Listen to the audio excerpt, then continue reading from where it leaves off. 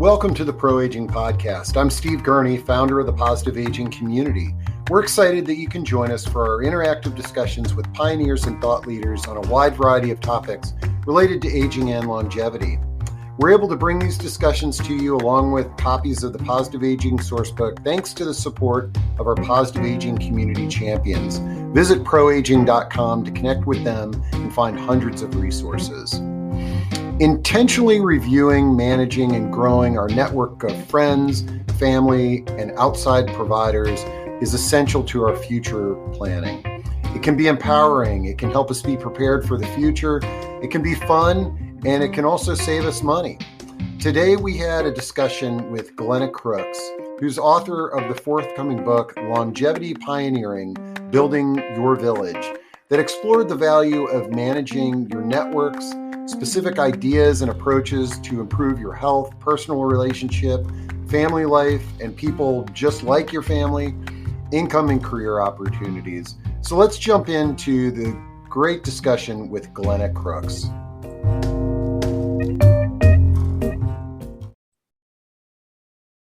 And then I need to do streaming for our friends who are streaming this. And I am just really excited about today's discussion. And number one of my favorite people, Glenna Crooks, you're going to meet her in a moment, is going to share a solution that I think can help a lot of us, no matter what situation that we're in. But one of the things that that I've seen, especially related to the topic of solo aging, is we constantly dive into, well, what does your personal network look like? And this is a common theme anytime we have a discussion on solo aging, is an inventory of your personal network. Whether it be if you might not have, somebody might not have family, or family might not be nearby. So now it's relying on your friends, family, neighbors, and paid providers.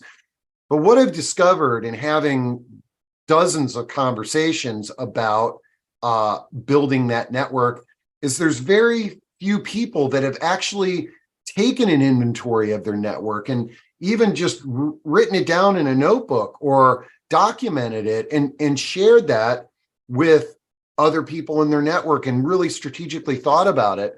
And this is something that Glenna has been doing, and she's got a system in place that can be adapted for this life chapter. So without further ado, I am so excited to welcome my friend Glenna Crooks to the stage. And Glenna, you've been on a few of our discussions, and actually you're one of those folks that talked about your actual caregiving journey on a discussion. It was actually, I saw it on the video there. It's called we did something called What I Wish I Knew. And Glenna clicked that off with what she wished she knew before she became a caregiver. But for those that don't know you in the audience, let's get to know you a little bit better. Tell folks about your background. Yeah, Steve, it's really great to be back with you. So I have a background as a senior official in government. I was a presidential appointee. And then also as a senior executive in a Fortune 50 company. I was a global vice president. It was over the course of, though, the last several decades, I've had my own consulting firm, that this whole idea of networks finally emerged. So I'm drawing on all of those experiences and now bringing them to the table in this form. So are we ready to take it away? We are ready to take it away. And what I'm going to do is I'm going to dive behind the curtains here. And Glenna, I know you've got some slides that you can share, and I can see them, so that's good. And I just want to remind the audience to type in your questions, comments, and If something comes up, I'll jump in, but Glenna, feel free to take a break and check in with me, and we can address anything that the audience might want to contribute. Great. I'm really looking forward to discussions. So I want to get through this material so that people have got some really good questions lined up. So to start with, as I mentioned, this all came about because of work that I was doing as a global consultant, working with people who were like me, people who were either senior in government or senior in a company and trying to solve tough healthcare problems. Now, they brought me a problem, and the problem was they were burning out because life was too complicated. So I dove into research in 2005, came up with what you're about to see, and I wrote a book about it. But I need to give credit where credit is due, because it was never my intention that this would apply to aging or specifically to solo aging. It was really older people who told me it did. That's, I want to give them credit because they saw the value of this long before I did. Now, here's what's different between what I'm going to talk about and maybe what a lot of other people might speak to you about. A lot of people are going to talk to you about what to do. I'm going to talk about who you're doing it with. It's my experience that regardless of what happens in your life, if you've got the right people in it, it goes better. So now, as a result, we connect with other people. We're hardwired to do that. It comes easy to us. We've been doing it since we've been born. Some people say we do it even before that. Now, I'm sorry, technical problem here. I'll fix that. Okay. And when we connect with people, those connections really matter. If we have good connections, it improves the likelihood that we will survive, that we will be successful, and that we will be happy. If you have good connections with other people, it reduces your pain. It releases oxytocin, which is a bonding hormone, and it reduces anxiety. But the converse is true as well.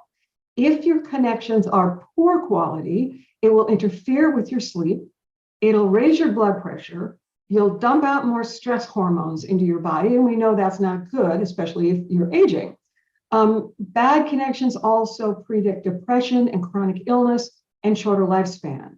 It doesn't matter how old you are, for example. If you are in a bad marriage, you are less likely to survive a heart attack and to recover from a heart attack.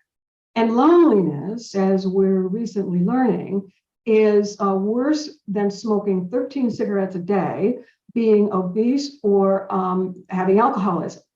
But there's another thing too, because connections influence us socially.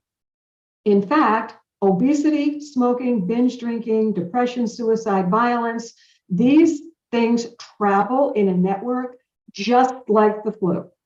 They are infectious, as is the positive side of your educational attainment or career advancement, and ultimately then your income. But ageist connections harm. And for all of the books you might read about this aging stage of life, this is one in particular that I recommend by Ellen Langer.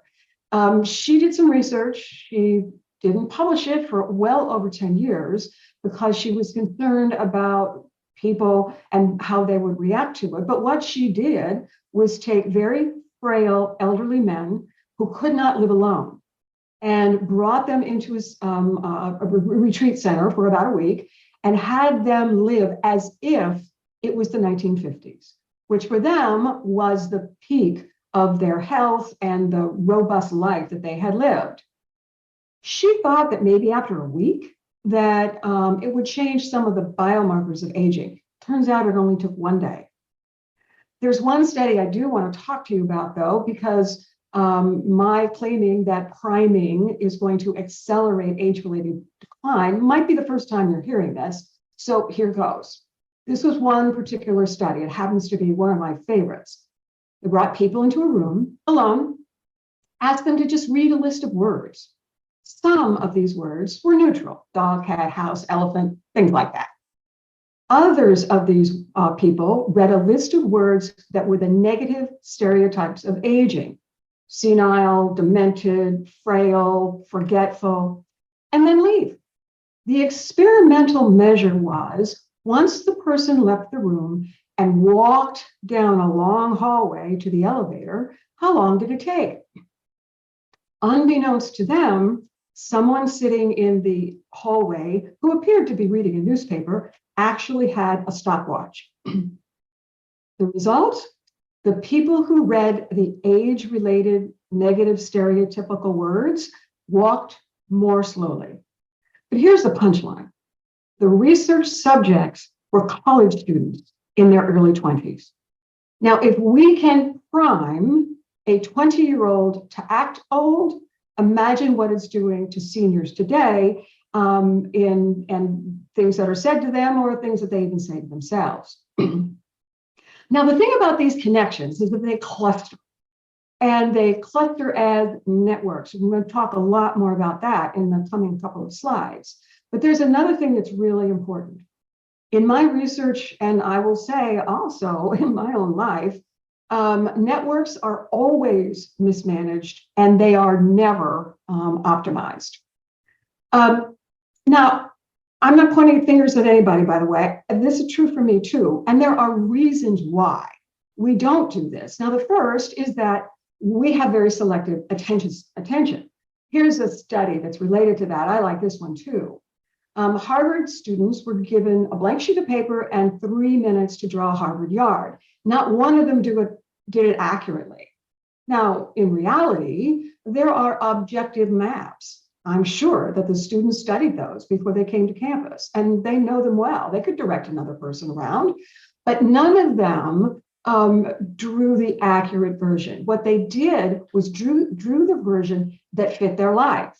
If they weren't studious, the library was really small, or they left it out altogether.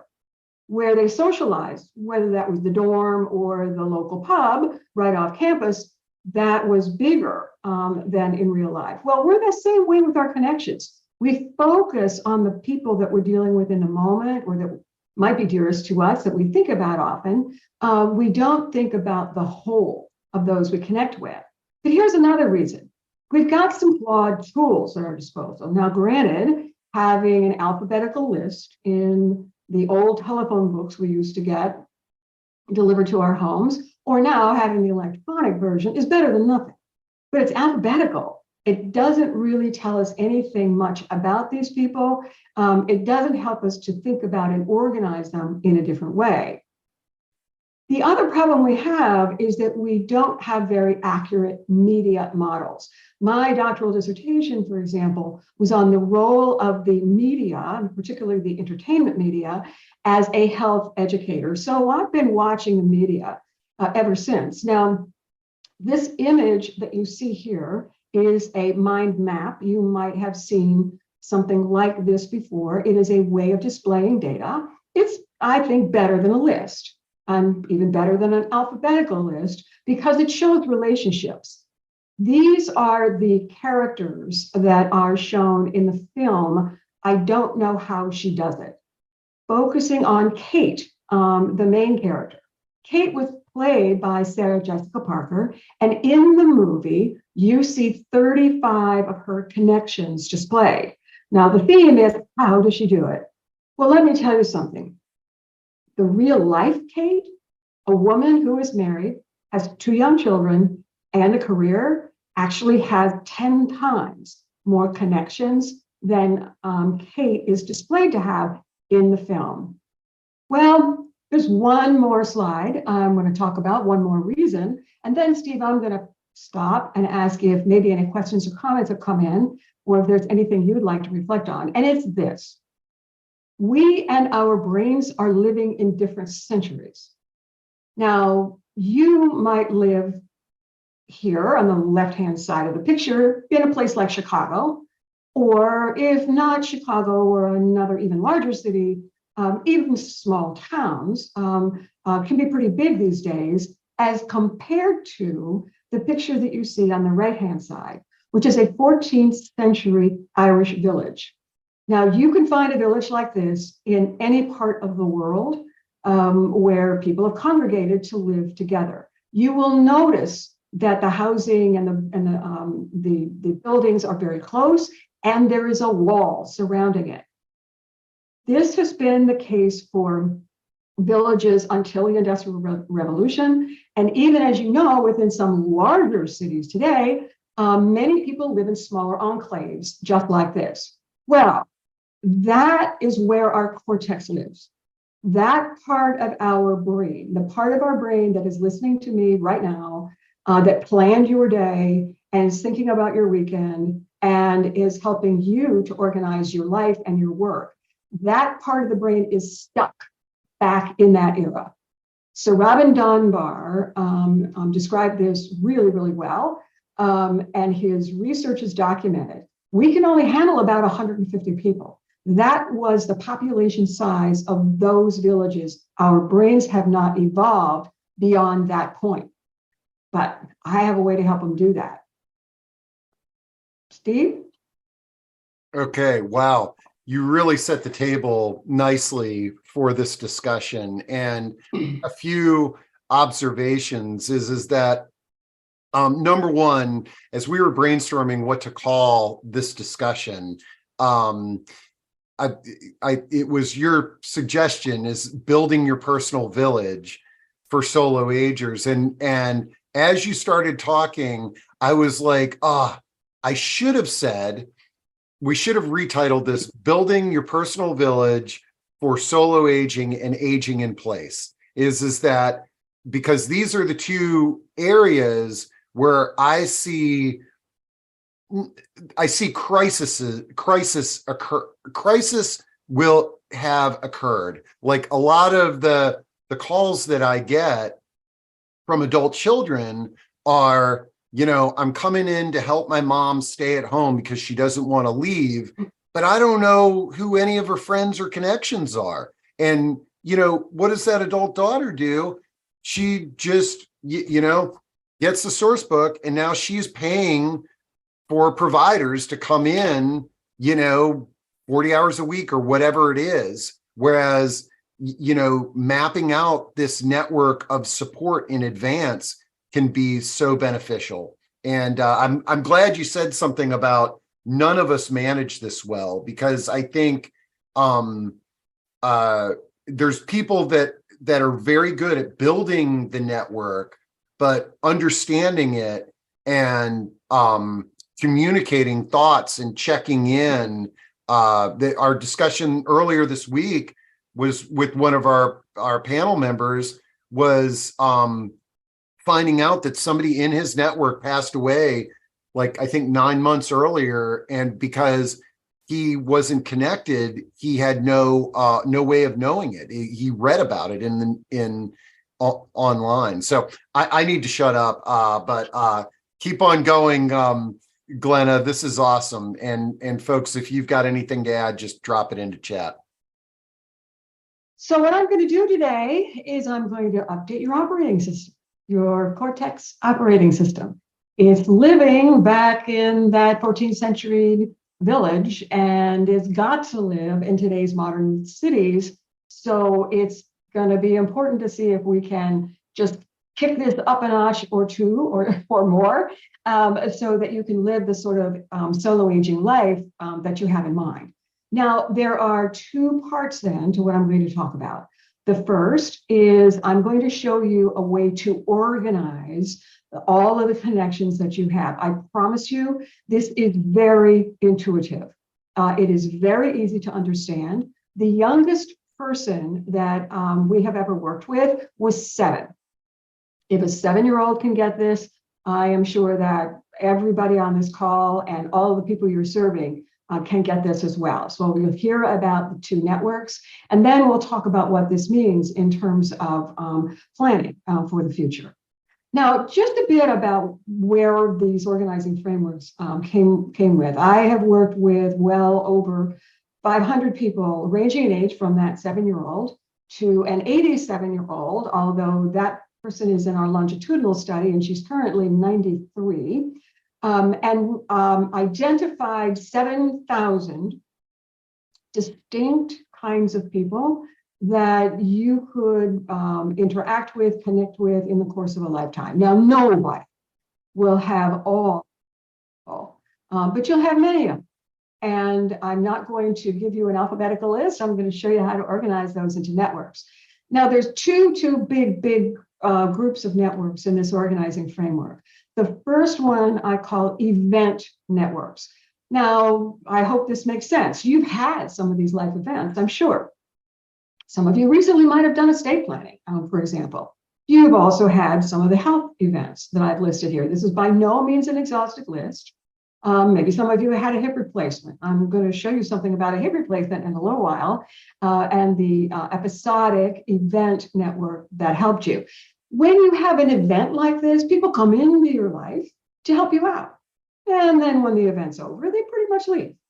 On the other hand, you have this other type I call life networks. These are enduring. People come in to these networks and they do leave. I mean, maybe they moved away, maybe you just drifted apart for one reason or another. Maybe they passed away. But the networks themselves are more enduring, and you need what these networks provide you for your entire life. In all, there are 8 of them. I have organized them into 2 groups. The first group I call birthright networks because you were born into these. Your parents created these for you. If you had kids, you created these for your kids. And then there are another set, 3, that I call coming of age networks. You matured into those. Maybe your parents could help you develop those, or maybe not. For example, I mean, if you are the first generation in your family to have gone to college and to develop a professional career, for example, your parents may not have helped you very much with that. If you are the first generation in your family to own a home or to have a sizable estate, they might not have been able to help you with that. And as I told my mother when we were revising her will at one point, and she was a bit overwhelmed by it all, I reminded her that her mother didn't need a will because she didn't own anything.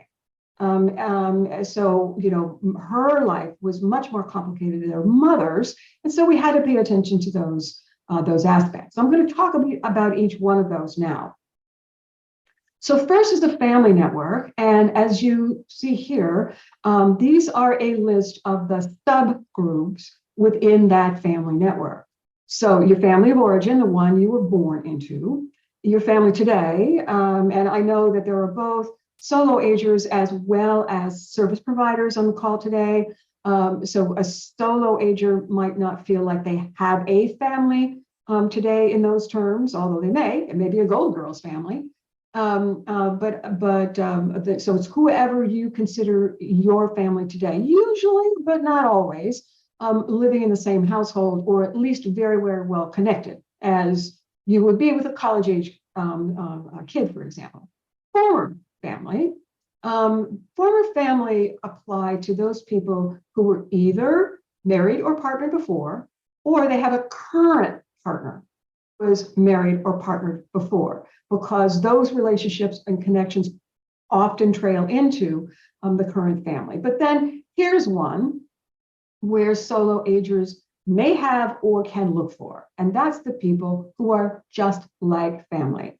Now, these are the people you are not related to by blood or by marriage, but you consider them family. If you had children, they may have called them aunt or uncle, for example. I myself was not able to have family, but I'm an adopted grandma. So I have 2 families who consider me grandma. I tell people I did it the easy way: no diapers, no teething, no adolescent and no college tuition. I went straight to cuddles and cookies and bedtime stories. It's been wonderful for all of us. And by the way, this is an important thing for everybody today. This network is one of the most stressed. Families are smaller today. They are geographically separated. 40% of Americans live an average of 700 miles away from family. So families might have grandparents, but grandma might be on the other coast. So to have a close by grandma like me can be helpful. Not only for them, it's not just good for them, it's been good for me too. So this is the first of those networks.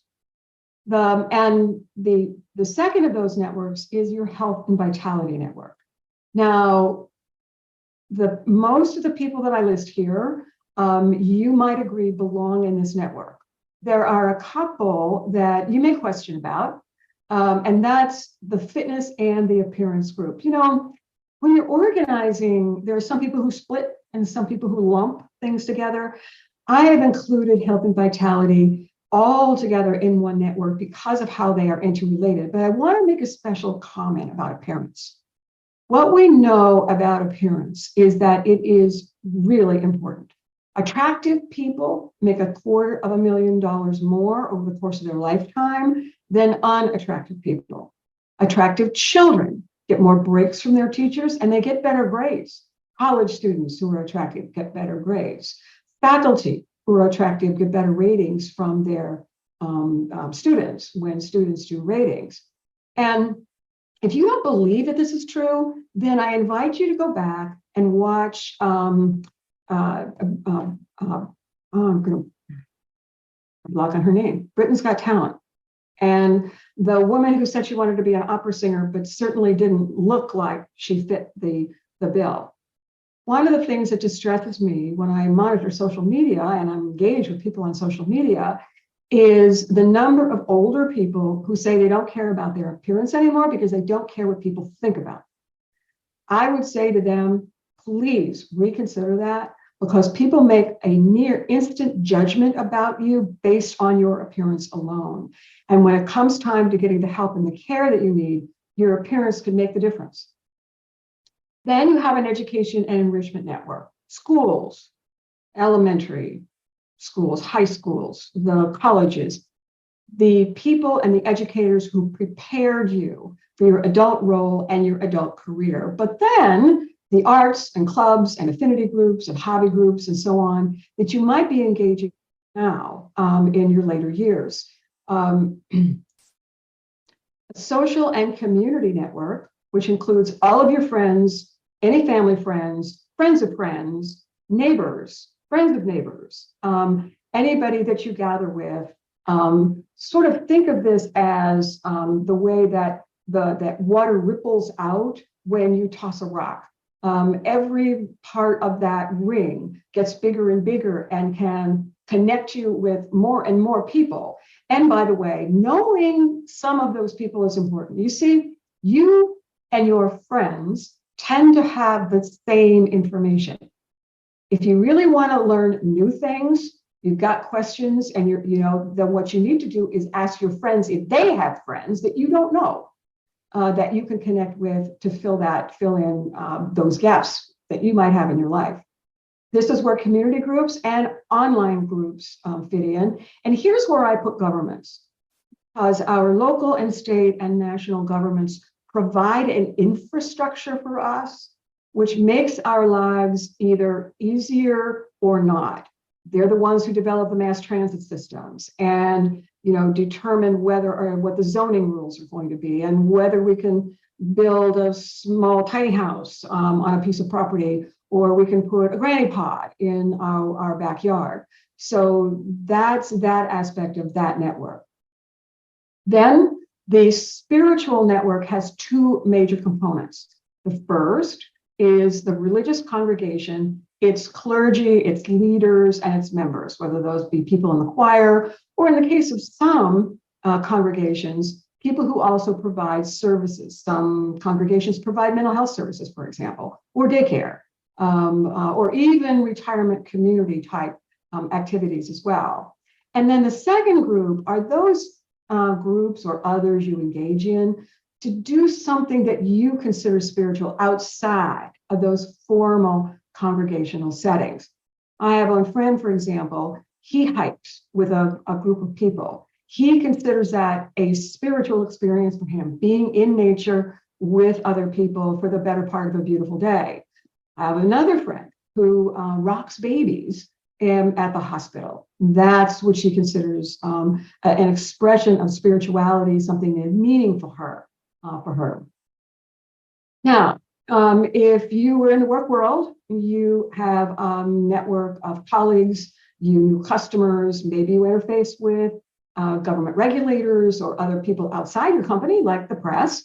You might have been a part of career networking groups like the Chamber of Commerce or groups from your professional society, for example. And you might have done training in order to, say, maintain a license if you had a job that required that. Now, even if you're not in the workforce today, you clearly have lingering opportunities for relationships with people who used to fill these roles for you. Leaving the workforce is one of the things that people will point to as missing, is that these people were not just colleagues, they became friends, and it was a pleasure to be around them. And oftentimes when people retire, and especially if they relocate when they retire, they feel the loss. Then a home and personal affairs network, including where you lived. Did you buy real estate or did you rent somewhere? Your car dealer, these are the people who help you find, purchase, care for assets, and help you improve and maintain the value, but improve the value in some cases of the assets that you have required. And then the final network of my aid that I'll talk about is Ghost, and I didn't go looking for Ghost. Ghosts are people who used to be in your life but are no longer. Maybe they moved away, maybe they passed away, maybe your paths just diverged and you can't find one another. I've looked for my college roommate, I can't find her. Now, they kept showing up, and there were a couple of different types, so I want to point them out. The first one, again, I call friendly. These were the people who loved you, and oh, you knew it. I mean, for me, it was my paternal grandfather. He died when I was 4, so I really don't remember much about what he looked like except for family photos. But what I'll tell you is, I will never forget how wonderful it was to sit in his lap. And when I'm having a bad day, he's the one I should think about because he did love me, and I knew it even as a child. Unfortunately for me and a lot of other people, it's the hungry ghost who comes out when I'm having that bad day. The hungry ghost, I call him that because you couldn't satisfy him then and you can't satisfy him now. I mean, these were the people who left you with a bruise and a hole in your heart. And, but you know what's happening? You're still trying to satisfy them. I mean, not with them because they're not here, but with people or in situations that might remind you of them. And this is particularly true when you're feeling vulnerable, as you age, or particularly if you become ill. And then finally, our role models. These are important, and I want to mention these because of one feature of networks. Networks have a center of gravity. If you are below that center of gravity, it will pull you up. Now, I learned this playing tennis, although I didn't realize it at the time. If I played with a better player, my game was better. If I hang out with smart people, I get smarter. On the other hand, if you are above that center of gravity, it will pull you down.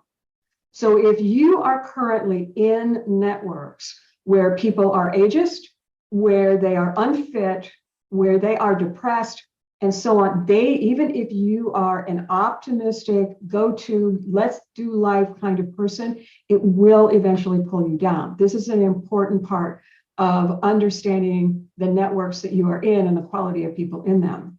And then finally, I have to mention pets, because pets have networks too. And by the way, you might have a pet in your family. Even if you don't have a human person, you might have a pet that you deeply love and care for that might be enriching your life. And they come with a variety of networks too.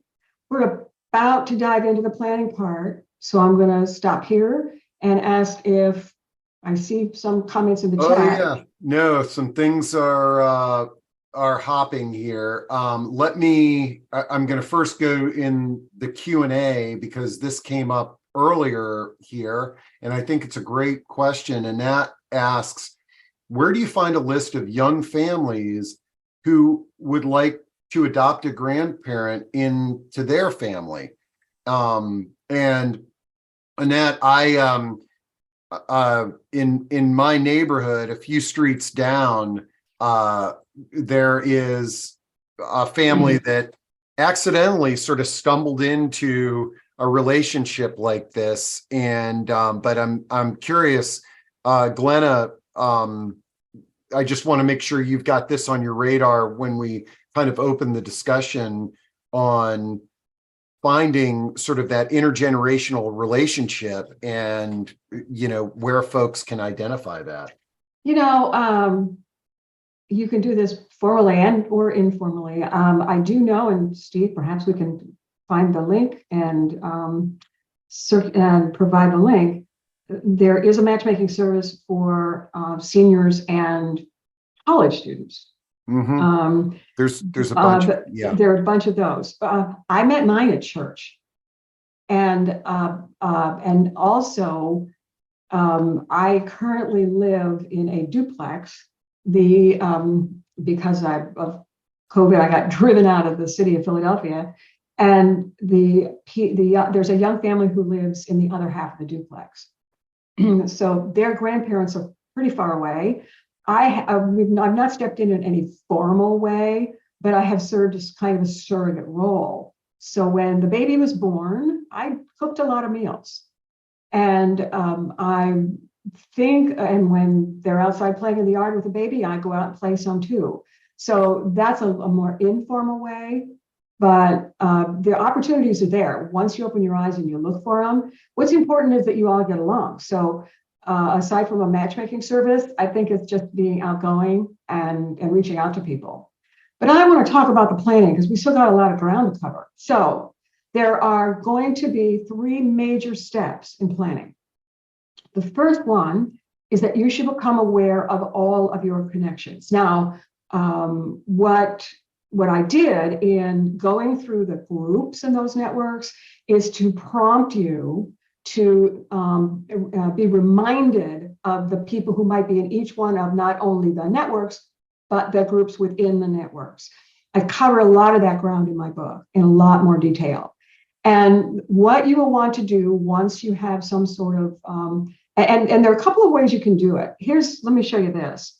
This is not from a solo ager, but this was from a mom that I was working with at the start of the pandemic when the lockdown began. She was concerned about her young son, and all of a sudden now, of course, him being cut off from the connections he had with kids in classes and in sports and so on that he liked. So she took a picture off the wall. You can see the hook that was here for the picture. And what she did was group the networks. Here's his health network, and here's his enrichment network, and here's his social network, and so on. And she and her young son sat down, wrote people's names there so that they were both aware of the connections. And then you might see that there's like gold stars on it. And what she asked her son to do was to say who was important to him. And she noted that so that she could then keep track and arrange Zoom play dates, for example. So now the thing that I suggest adults do is once they have done this kind of exercise, and this is an easy one, is then to decide who's primary. There are 3 kinds of people in your networks. The first are primary. These are the people who are absolutely the most important to you. If they died, if they cut off a connection, you would be devastated. That's how you know whether they are primary. And by the way, you should put yourself on that list. For everybody who is primary, you have certain intentions.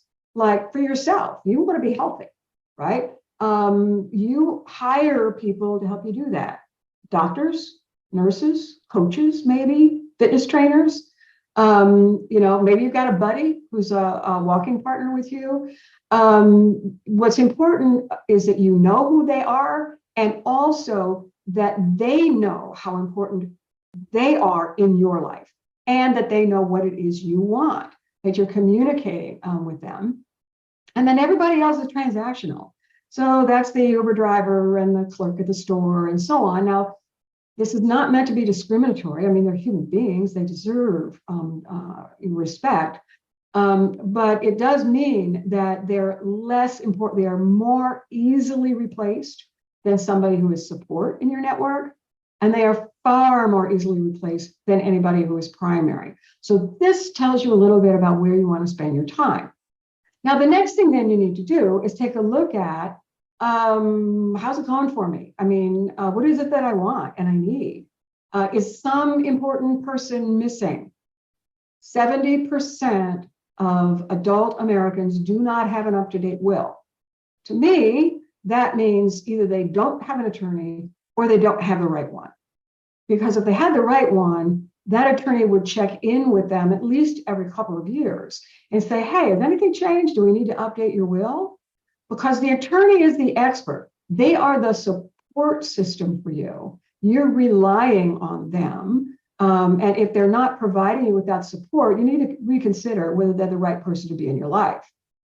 Then think dependency. I mean, do you have a couple of people in your life who can do the same kinds of things for you? So if you like to walk, do you have only one walking buddy or do you have more than one? I would suggest you need more than one. What happens if your walking buddy takes an extended vacation or is a snowbird and goes to Florida? If you want to keep up your walking, it helps socially to have somebody to walk with. We know that. So, might you need to look for another walking buddy? In the case of younger people, what I find is they have lots of redundancy. They have, in fact, too many people in their networks. What I find in older people is quite the opposite. They have too few people, and they need to build those networks. And then what if your needs change? Steve, your guest yesterday, was just so articulate about that, is that your plan needs to be flexible and it needs to anticipate that there will be changes going forth in the future. Then what you need to do is take some actions. Use these insights because you're going to learn things. So you will learn, first of all, about the quantity of connections you have. Do you have enough? Do you have the right ones? And also about the quality.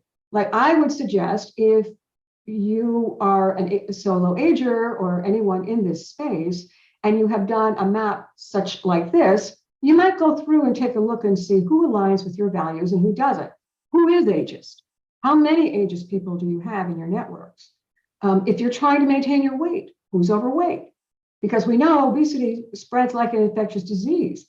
If you've got a lot of obese people in your networks and you have a familial tendency towards type 2 diabetes and you are concerned about gaining weight or you need to lose weight, having that information will be helpful for you as you think about what changes you want to make.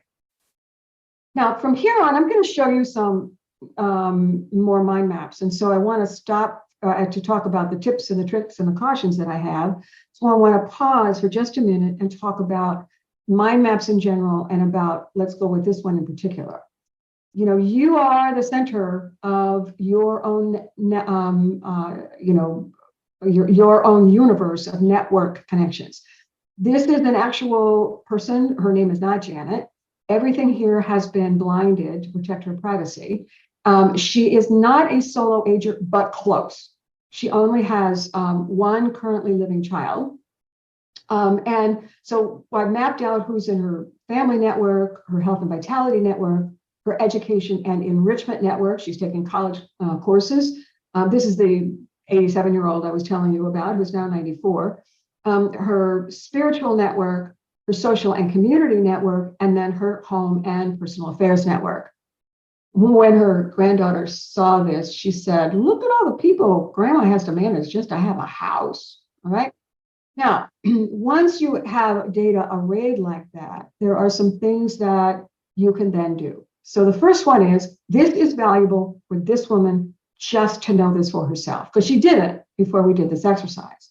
But that's not good enough. If you've done any estate planning, your financial advisor or your attorney has told you to share, to know who you want to share information with, but it's true about all of your networks. Here's a personal story. It wasn't this woman, but another woman in the Midwest. She was in a very serious car accident and was in a coma in the hospital. Her nearest relative was a granddaughter who was married with her own family, lived 2 hours drive away. But granddaughter jumped in the car, went to Grandma's house and stayed there for about 3 or 4 or 5 days while Grandma was still in the coma in the hospital.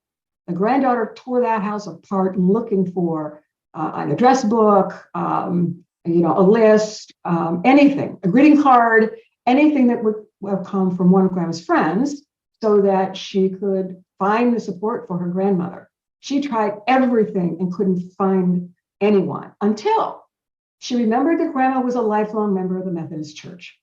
So she called every Methodist church in the area until she found the one that Grandma belonged to. And sure enough, the people in the church knew her friends and her friends knew other friends. And so the granddaughter was able to corral all of these people to develop the support that Grandma would need when she came home. Now, when you see your network map, you will see changes to make. That was true even of the 7-year-old. Our suggestion is to select some easy targets. Don't start with where you think you've got a problem. Get some success by starting with something that's easy, unless there's an important target that you really need to meet. When Janet, for example, when this analysis was done, her adult kids looked at her legal documents. All of them were flawed. And so all of her will had not been executed correctly. They could not have taken it to probate. Her power of attorney was still held by her youngest son, who had long since been deceased. And so all of those documents were very important and needed to be done right away. The next thing that I suggest is you stay connected to lots of information sources, including those that are online. Because what will happen is you will find that somebody in one network might be able to solve a need that you have in another network. Janet, for example, has a lot of trouble in her home and personal affairs network because where she lives is growing very fast with over 55 communities, and the services can't keep up. Now, she'll be fine if the grass is not cut or the bushes are not trimmed, but she has a hard time finding that help. She got some ideas for where to get that help from the social and community network, where she worked as a volunteer for a number of organizations. Next, seek very competent guidance, especially in the legal, the financial, and the health areas, because that is where you will become most vulnerable and the consequences will be the most severe. However, when you do, know that nobody who's giving you advice sees this about your life. In fact, they don't see this about their own life. So they will have blind spots about the kind of advice that they will give you. Next, plan your relocations carefully. Now, here's one of the things that happened. Some of the people in the working world who read my first book and were planning on relocating to some other place at their retirement changed their plans when they saw this. They said, we can always go visit the kids. We can always send them money to come visit us. We can always go to Florida and rent a condo for a month. We don't need to relocate, because now that we see everything we're going to have to replace, we're just not going to do that. And then update this, because it will change. People do flow into your life, regardless of how old or young you are, in and out. So this needs to be looked at probably once or twice a year. Now, a couple of other cases I just want to show you about some of the consequences. So this is Janet again. This is the same network mind map that you saw in the last version, but I want to show you what happened to her when she developed insomnia and her physician prescribed her a benzodiazepine. Now, this category of medications is contraindicated in seniors, but 15% of seniors are prescribed this type of drug. And you will see in red all of the connections that Janet lost. So all of these connections here in her social and community network, the friends she had, the volunteering she did, the courses she was taking at the local university, the Zen lectures she was going to, all of those went out the window because she was so groggy the following day. Now, there is an alternative drug that Janet could have taken Her physician didn't tell her about it. He didn't, well, the family actually asked the physician about it because they got a pharmacy consult. And so the physician did not want to run the prior authorization gauntlet. I don't blame the physician for that. It is tough, but the physician also didn't tell them that the drug could have been purchased out of pocket for about $415 a month. So as a result of that, this was one of our, she's in our longitudinal study. When we checked in with her at this point, she was on the verge of having to go to assisted living at a cost far greater than $415 a month. Now, for those of you who've ever had a hip replacement, this is what your event network might have looked like. This is also actual data, all blinded, from a 26-hour hospital stay for somebody who had a hip replacement. Far more complicated than probably most people, including most orthopedic surgeons, would realize that a patient and their caregiver, whether it was a spouse in this case, or a friend who goes along if you are a solo ager, would encounter. But that's nothing compared to what happens to people when at a diagnosis of breast cancer. This is also actual data and actual names. Alan and I do this presentation jointly. At the time that Bonnie was diagnosed with breast cancer, they had quite a robust set of life networks. And this display of data shows you some of that. All of those people pitched in, and it was a good thing, because just in the hospital to help Bonnie through cancer, Alan was connecting with 79 different types of people. I don't mean numbers, I mean types. So a nurse is a type, but she had more than one nurse, that sort of thing. It shows you the complexity of what our a 13th century Irish village brain is trying to manage in today's modern world. And I want to hopefully not shock you too much or worry you too much, but it powerful implications for solo agers. The author of this study, Joan Del Fattore, herself is a solo ager. She herself had cancer. And because of her experience afterwards, she did this literature review, and here's what she found. We know that people who have support have better cancer outcomes, but here's what happens. Physicians have a shorthand for support called marital status. So they think that married people have support, but single people don't have support. And furthermore, single people lack the will to live. And so as a result, physicians don't offer the newer, more life-saving treatments to single patients as often as they do to married patients.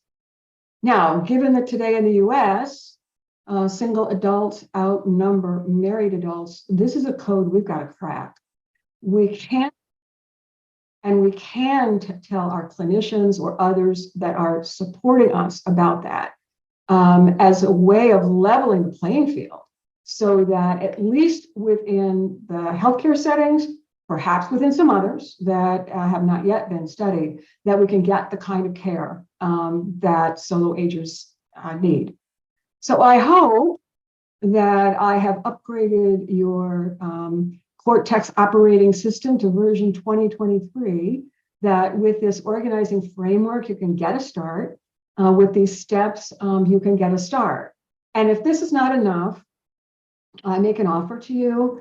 If you would like a free consult, just give me a call. I mean, be in touch. We'll set up a call, and I'll be very glad to chat with you and to see what additionally I can do to help you out. And Steve, with that. Yep, that was great, Glenna. And folks, here's one of the things, and I just dropped Glenna's email into chat. This is really important, and it's something that we all do kind of accidentally. And what Glenna's talking about is intentionally building a village. Now, we're going to get to a bunch of the questions here. And folks, this is recorded. So if you need to jump off, you can access the recording. I'll turn it into a podcast. and you'll be able to reference it. But I see a lot of chatter about villages, and villages are absolutely wonderful. They are a very, very important component for all of us, whether we're solo age or aging in place, what have you. But understand that what joining a village and linking into that network is only part of the equation. It's a good part of the equation, but what Glenna's talking about is really taking an inventory of what your network looks like now, and then tapping into the weaknesses and the strengths of it so that map is more comprehensive, and it can help you as you navigate the chapters of life. And so I'm a huge fan of villages, but yesterday, one of the things Bob Kramer did say when somebody sort of phrased, it's sort of like, what about aging in place? And he's like, hey, I'm a fan of aging in place, but if you don't create a plan, it's not going to work. Okay. And, there's one thing, I think grab bars and, accessibility and all that stuff is a very important component to aging in place, huge plan of it. But I think this is the first plan for all of us, is mapping out your network and being very intentional. But let's get to some of these questions. Mitchell and Steve too. Yep. I'm not sure about your format. If we don't answer all the questions today, I'll be very glad to provide those to you in writing. Oh, that's great. To include with your show notes afterwards. Here's an easy one. Somebody asked about the drug. It was a generic benzodiazepine drug. I don't know which specific one, but there are a number of drugs in that category, and they are generic, and so they are very inexpensive. Great. Okay. Mitchell says, any considerations for capacity or motivation to conduct this network self-assessment, given the different economic, cultural, social, and geographic settings? I'm not thinking of anything specific, but great thought. And I think you probably have some perspective on this, Glenna. We did. Actually, we did research on, upper income, middle income, and lower income people. In this case, it was not just the seniors, it was their adult kids. And what we found is those people who valued this information the most were those in the lowest income category. And that was counterintuitive to me. I didn't understand it until I thought more about their life. They're working minimum wage jobs, probably several of them. They don't get paid sick leave. They don't get family sick leave. If they take off work, even to drive across town to help mom, they could lose a job. And it could cost them money, a time off work. So the notion of thinking ahead to know who mom's neighbor is, to be able to get help, was very attractive to them. On the other hand, I'm concerned about the upper and the middle income groups, because what they don't yet realize is that even if they can afford paid care, they may not be able to get it. Right. As your speaker yesterday so articulately described. I love it. And yeah, we could have retitled this discussion, Building Your Personal Village for Solo Aging, Aging in Place, and Affordability. And it's all relevant.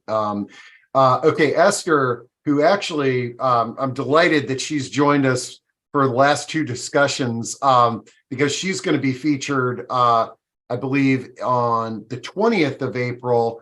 But she says, how can people ask for help from their networks and actually get it? Any thoughts on that? Yeah, this drives to the nature of the relationships that we have with one another and the skills that we build to make that happen. That is a huge discussion. My contribution at this point is to provide the structure for that. To say, because first of all, what I know is that we have a lot more support in our networks than we realize. It's hiding in plain sight. Without the visual image to help us recall, we don't. So to me, that's where I'm unique. And after that, as I said, we've been connecting since we were born, at least. It's a lot about the reciprocity. It's a lot about learning, sometimes the hard way, who's going to be there for us and who's not. But none of those other skills can be applied unless you first have the structure to help you know where to start looking. And, this ties in nicely with the reason that I started the Positive Aging Source Book was when I saw how my parents found my grandfather's nursing home. There was no comprehensive list. So it was just a social worker telling you to call two numbers.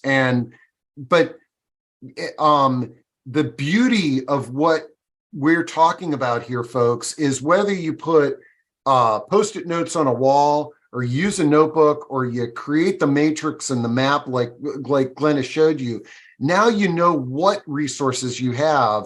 And then to Esther's point, you can start having conversations with those folks and find out what their level of engagement is going to be if you needed help or if you wanted to help them. Okay, now I'm going to dive into chat. Oh, and I wanted to, so when you brought up Susan Doyle, you the name, flagged on the name. Yeah, it opened up a rabbit hole, but on sort of attractiveness. And I want to share something real quick.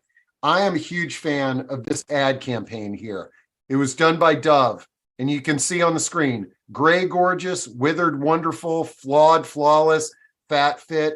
I've used this campaign a lot in presentations. And, I would often say, well, look at this woman. She's, she could color her hair any color. She's not attractive, is she? And I would always ask the audience, they'd all say, no, of course she's attractive.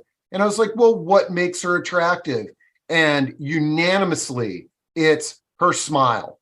And so when we talk about what makes somebody attractive, it's a sense of purpose that puts a smile on her face, not plastic surgery. But I think that was some of the comments I wanted to address those there. Steve, I'd make one other point about this. The title of my next book refers to longevity pioneering. This generation of us right now, we're the first generation that will live another 30 or 40 years of healthy lifespan. But again, we're still all dealing with that cortex that's living back in the 13th century. And how did we know if somebody was healthy, if somebody was the partner we wanted, if somebody could help be there for us, somebody we wanted to be around? It was physical appearance. It was the quality of their hair and their skin and their teeth and their smell. That's how we rated people, and then what they were able to do. So I think we do, I want to recognize that there's a bias. And that bias is baked in to a cortex that's still living back in that little village, and be realistic about that. Do I wish it was still a bias? No, not at all. But it's there, and I want to recognize it and report on the results when we see it. And I love that Dove is trying to change attitudes, and more power to them, and let's get going. Okay. All right, boy, lots of stuff in chat here. Let's try to address as much as we can, and then Glenna said, she can riff on some of these if we don't get them. But okay, we talked about okay, so so Rita says, I had medical issues resulting from surgery, 5 months recovery. When the hospital said you cannot get a cab to go home from the hospital, you need friend or family to accompany you home. My close friends or family have died. One of my brothers is AWOL. 3 have moved away. So I have few acquaintances who I cannot depend on. Neighbors who were closer have moved. Who and how to make close friends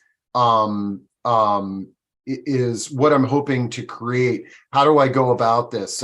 Number one, thank you for sharing that. Okay. And Rita, this is why this topic is so important. Okay. So Glenna, somebody in Rita's situation, she went through that experience of being in the hospital, not having a network to support her. What words of wisdom can you provide? Uh, uh-huh. I understand, first of all. I'm not, I mean, I'm a solo ager in a way. I'm close to being an elder orphan. In the book, I'm going to maybe coin a new term, a geographic orphan. I have family, but they're 1,000 miles away. So I don't have anyone to take me for a colonoscopy either.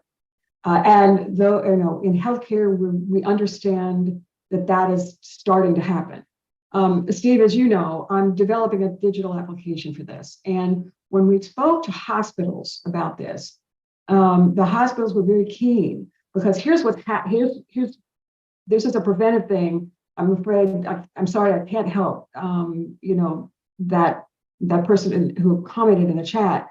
But in the future, to know that when you're in a hospital, they don't address this until you're ready to be discharged. The time to address this before you go to the hospital by understanding who these networks are, and by reaching out. I've seen people on Nextdoor reach out. I've seen people on Facebook reach out and say, I've got this problem, and other people saying, where do you live? I will help you. I mean, somebody they only connected with on Facebook or on Nextdoor, or I know a service that can help you. So for example, I know a service of nurse case managers who could help. And this is the value. Remember I said, connect with a lot of information sources. Remember I said, know what you need and you want, and then you can put it out there. If you don't know, a friend of a friend will know.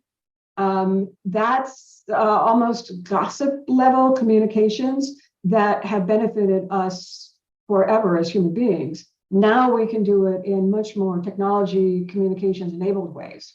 Yeah, and really, Rita, the main reason that I'm impressed with this, with what Glenna has done and this topic, is it's documenting a network so that you can determine where you need help. Now, one of our previous discussions on solo aging was this solo ager who was having some conversations about being a solo ager, and that led to her opening a circle of new friends, and then she created this solo aging support group, which ultimately got transferred to one of the Age in Place villages, and it's maintained and run by the Age in Place village.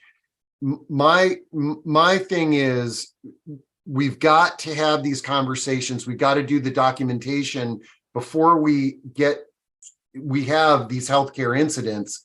And I know it's hard to look back, but for all of us, is just start with your next door neighbor, start with your church, and start documenting your network. And you may I'm confident you're going to stumble in to some connections that are of value. And people have given Rita some really good suggestions in terms of reaching out to the Office on Aging, joining the local villages. But you can join the local village, but then document your personal village too. Okay. Let's see. Jessica says, I think the speaker should address some of the issues raised in these comments. They are more relevant to solo people who currently are on their own. Most of the network she described would not necessarily result in a close by family-like connections that one could depend on for help. Can I comment on that? As a matter of fact, again, our 13th century cortex is still thinking back to those small villages and our big families. When you look at networks of people, single people actually have larger, closer networks than married people. Here's what's happening. Married people focus on their spouse and their family. So they don't reach out to others in the community, volunteer because of family responsibilities. In fact, there's a category of people in my client base who are women in their like 60s, late 60s. They're starting to worry that they will die first and that their husbands will be instantly socially isolated because all of the social connections that they have come through the wife. The social engagements they have come through the wife. And so they're trying to encourage their husbands to have their buddies over for the game, and she'll make snacks and they'll have beer and he'll develop relationships. And the men are resistant to that. So as a second step, the women are now reaching out then to the friends they know, saying, if something happens to me, don't let him become isolated. Please pull him into your social situation. So, and this is one of the things that Joan Duffy-Tor found in her research. Single people do have big, robust, or can have, if they've thought about them and built them, bigger networks and more people that they can turn to. And then once again, I said, even if you have family, they could be distant. And women are the traditional work or caregivers, and they're in the workforce. So they're not available for this generation of seniors the way, for example, I was when I had a grandmother, and there were plenty of grandkids and kids around who could take grandma anywhere she wanted to go. Those sort of big family networks really don't exist anymore, except in a couple of subcultural groups within the US. Okay, great. And I'm going through here. I'm trying to cut and paste some good resources and things like that may have not been visible here. Okay, where are we at here? Right. The villages, again, a great place to start. Let's see. Okay. Okay. I agree wholeheartedly with your presentation, yet my chosen lifestyle is very different. I've been living alone since a divorce many years ago, and I love it. Of course, I have a support system, but I've lost 6 very dear friends in the past year, and I'm not looking for more. I love living alone. I rescue old dogs. I currently live with 3. I suffer from bipolar. I have learned to manage it. I have a lot of friends on Facebook and a handful of friends whom I occasionally have lunch or dinner. There was a time when I was a busy senior executive. I guess the point I'm trying to make is that we seniors are all different. Some of us are unhappy without lots of friends and a busy social workers. Some of us don't need it. I don't, to this comment,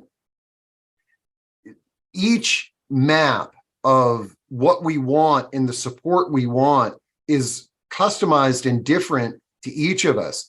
The point is, I think, to this, and the point that I'd like to make is that if you haven't intentionally documented this and had intentional conversations with the people in your network, how big, small, or non-existent it is, then we run the risk of the story that Rita shared of something happens, you're in the hospital, and where are you going to go and who are you going to call on?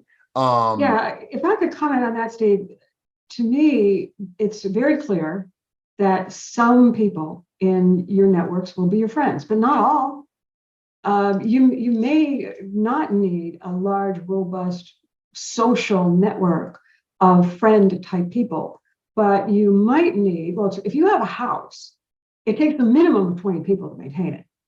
So you might need someone to cut the grass, or someone to trim the bushes, or someone to repair the roof if there's a storm. We just had a tornado go through here, and 1,000 families were left homeless. So there were a lot of needs beyond the social needs that we as a community sprang into, activity in order to meet. The social connection was secondary to how do we get a meal to somebody, and what about this person who can't move back into their home because it's been declared uninhabitable by the city. those are very real needs. And frankly, as we have a lot of disasters going on in this country today, when I think about those people buried in the snow of California, what I know is those people who are older, those people who are solo, are more vulnerable than others who've got folks close by. Yep. Okay. I'm looking at the clock and we are really going. I could talk about this all day long because I just think it's so important and nobody's having conversations on intentionally building your personal village. And so, again, this is recorded, but let's try to wrap this up. And then I think, Glenna, I think we should do a follow-up. First, somebody said, asked a question, what are your thoughts about putting your needs on a platform like Facebook or Nextdoor and somebody taking advantage of you? Any thoughts on that? Well, my thought would be you have to understand those platforms. There's no question about it. Confidential information shouldn't be shared. But, I've been on enough of these platforms long enough to know that relationships do develop first online and then in person. So some of the caregiving groups but more often the elder orphan group, for example, that Carol Merrick started. Lots of spin-off groups have started. I have met people through those for brunch, and they have shared information for me that I didn't know, even in areas where I happen to be a specialist. So that would be my recommendation. Okay, great. Let's see. A bunch of folks are talking about, maybe we can kind of come together and tackle this as a group. And so first off, folks, one thing is this is something that's of interest. If you want some guidance, Glenna has offered to brainstorm with you and help you get started. But one of the things that I've been brainstorming with Glenna about is, yeah, maybe we come together as a group and sort of tackle this very important topic as a team, and connections might be made amongst each other. Hospitals and dentists and doctors need to understand that solo agers are a community that needs help. There needs to be resources for solo agers. We couldn't agree more. And Natalie, I like Natalie's thing. Thanks so much, Glenn and Steve. This really has to think about well in advance. The mind map and the sticky ideas were helpful. We are our own network. Yes.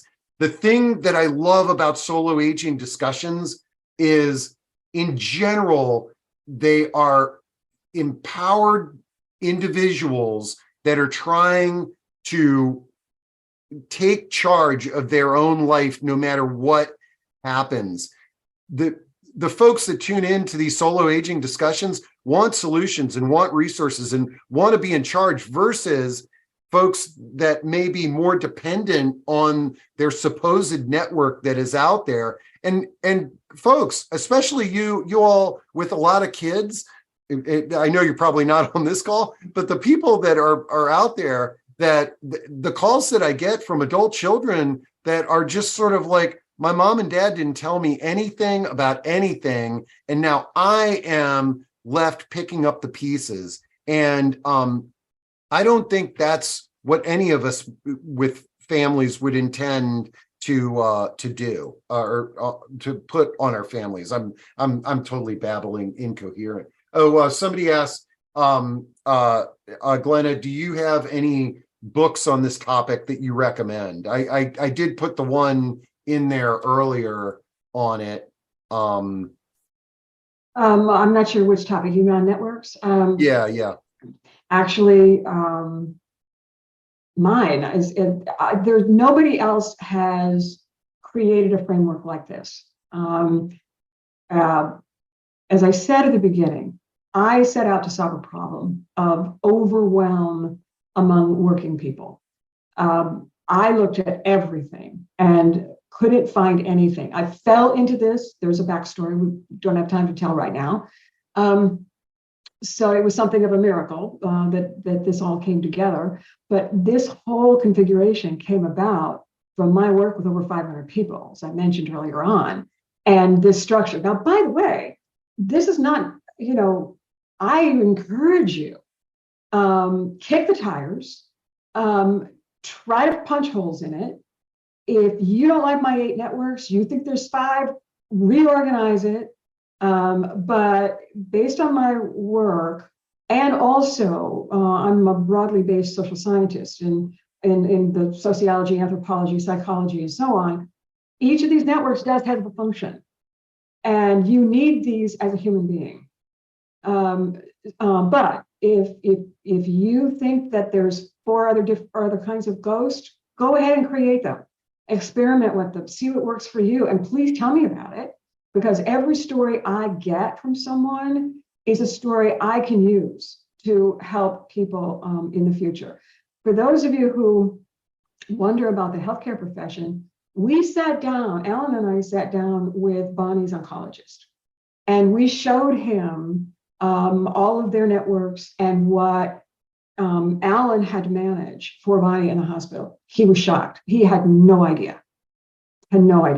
He said, knowing it now, he said, what I would do is from now on, when I diagnose a patient with cancer, the first thing I'm going to tell them to do is to go and be sure that they have built out these networks and that they understand, because they're going to need the help. And, and even Bonnie, he said, this is a good one. Of course, I never met Bonnie because, she's long since deceased when Alan and I were doing this work. But they had at one point in time lived in an area where the houses were very spread apart. There was virtually no real neighborhood to speak of. But they had moved in probably 6 or 8 years before Bonnie's diagnosis to one of these townhome, over 55, cul-de-sac type networks. And Bonnie herself said, Alan, if I had been diagnosed with cancer back when we were living in our old property, we would not have gotten the help we got. Because quite literally, when Bonnie was diagnosed, everybody in that neighborhood stepped up and said, what can we do to help? Or I know how to help, I'm stepping in. To do that for you, because they had created that community. There was their little 13th century village right there. And it was those connections and relationships that started socially because of the convenience of the geography. And also because of Alan, he's very outgoing, that showed up to help them. It's what we do as human beings. I love this. I can't believe that we went an hour and a half. I've only done this one other time, but I could go another hour and a half. I want to just throw out, like Michelle brought up home sharing as a great way, like sharing a home. Now you've created a network and you've saved money and things like that. So this topic of home sharing is very relevant to this. But Glenna, I think there's some support on a working group, maybe a group of us on this discussion today, and you can expand to your friends and family, where maybe if a group of us kind of come together and we help each other and go through this as a team, that might be interesting. And I would wholeheartedly support that. So I'm going to connect with Glenna, and I'll send an email out to everybody that attended today's discussion. And it only takes a handful of us to kind of make some significant change here and support and help each other out. So I will follow up with everybody. I promise. We'll get this recording up. I'll get Glenna's contact out if you want to reach out to her. And this is really exciting to me, Glenna. This is pioneering stuff, and we just got to figure out how to communicate it better, I think. Well, more widely. Let's get, yeah. Yeah. I'd like to help a lot of people. Let's do it, Steve. All right. I love it. Thanks, everybody. Have a great weekend. Happy Easter.